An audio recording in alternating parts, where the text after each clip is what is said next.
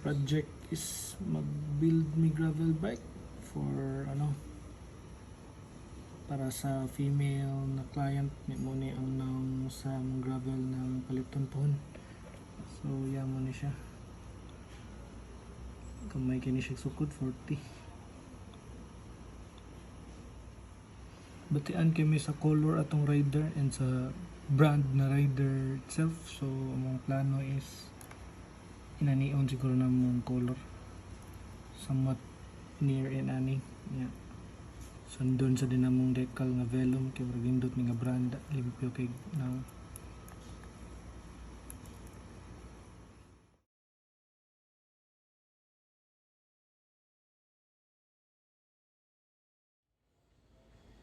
manang gi-check ba ng clearance.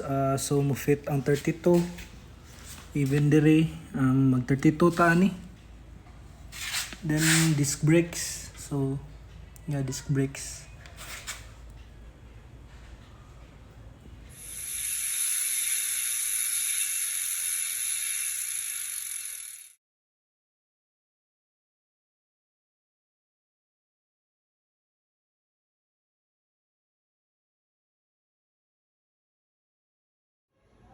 So mga siya guys, ano siyang tanan pisa for project gravel Vellum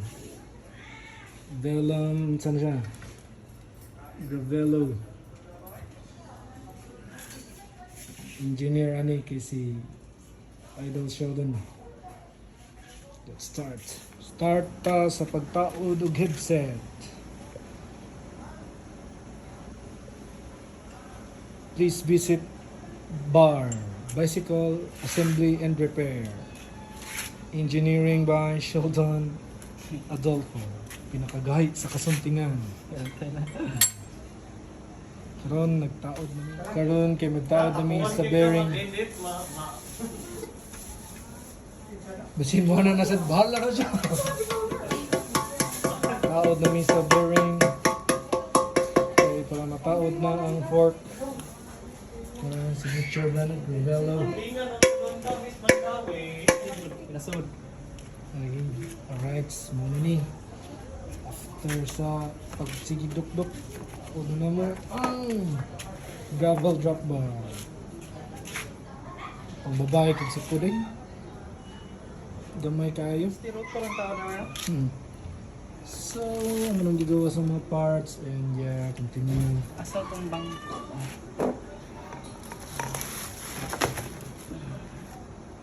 ano ni, mauna dyan eh.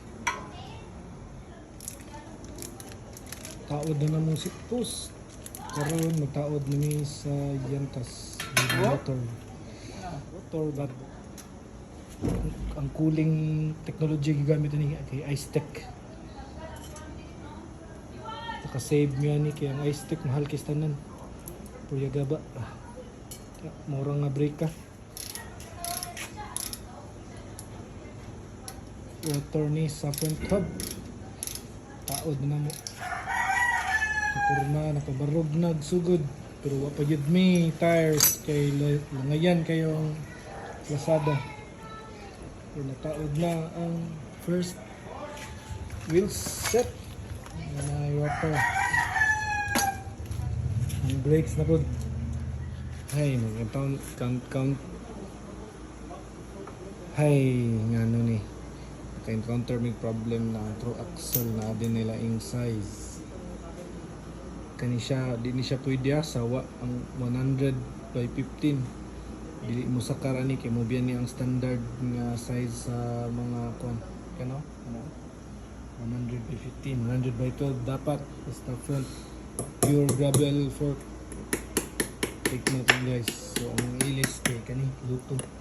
Mas taas og allowance sa width. So muna siya guys, nataod ng new fork. The problem is ang caliper di pwede. So ilis ni mechanical, the only option. Muna yung itong hero mechanic. Ay na bar tape.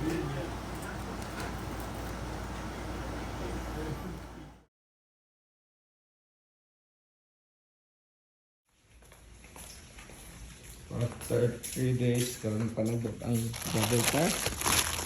So mo ni siya. Ano racer. Gravel King. Okay. So ito ni tao dun. Taod na mi sa Gravel King tires. Morning final piece of the puzzle. And mapurma na dyan ang atong bike. Pabarog na dyan nato atong bike.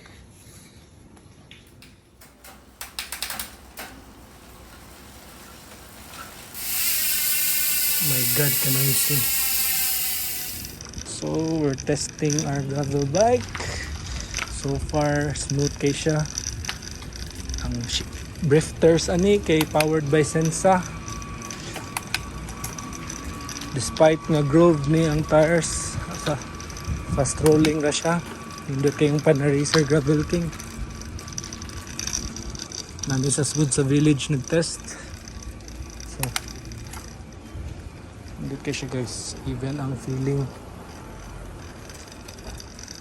Happy ko with our project. Humon yun na mo nindot. Ay, among ko na lang ani is if malipay ang among client na nagpa-build ani na bike. So mo test ride. Mo ni siya ang build guys. Shimano 105 42T naka 3040 front 1x powered by Sensa SRX made of solid carbon. Coal ang hubs. Then ang bar tape kay leather brown. Zero stem lang ta kay bubo kayo ang musakay ani. Yeah. Comfort saddle. Wide butted comfort saddle kay babae ang rider ni musakay pa ang tag-iya. So mo to siya guys. Disc brakes na. Powered by ZTTO. May cooling system.